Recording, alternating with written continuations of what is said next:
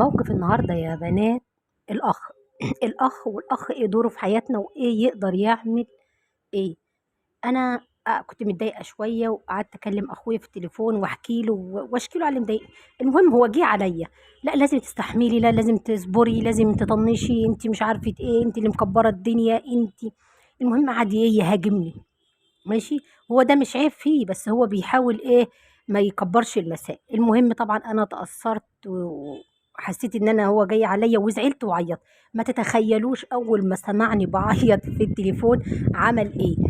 خلاص خلاص، لا انت مش غلطانه، اهدي وتأثر وتحسي في رده ان قلبه وجعه. تتخيلوا بقى ما سمع صوت اخته بتعيط، يعني وهي بتتكلم كويس وهي جامده كانت ايه، كان جامد خالص. لكن اول ما سمع دمعتها واول ما سمعها بتعيط الاخ ده حاجه كبيره قوي يا بنات، حاجه كبيره بجد بجد. ربنا يخلي كل الاخوات الصالحين الكويسين يقفوا جنب اخواتهم البنات.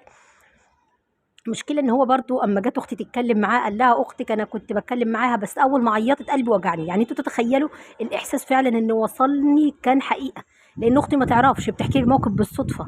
قالت لي بجد، بيقول لي هو اما سمعك بتعيطي قلبه وجعه. انتوا تتخيلوا مجرد ان هو زعل. يعني الاخ يستحمل اي حاجه، فاهمين؟ بس اول ما يلاقي اخته زعلانه او متاثره او بتعيط او قلبها وجعها بيتقلب حاجه تاني خالص، بيتقلب حاجه كده سند في ظهرها ويقف جنبها ويعمل لها كل اللي هي عايزاه. الاخ ده نعمه، ربنا يخلي كل الاخوات لينا وكل الاخوات والاخوات.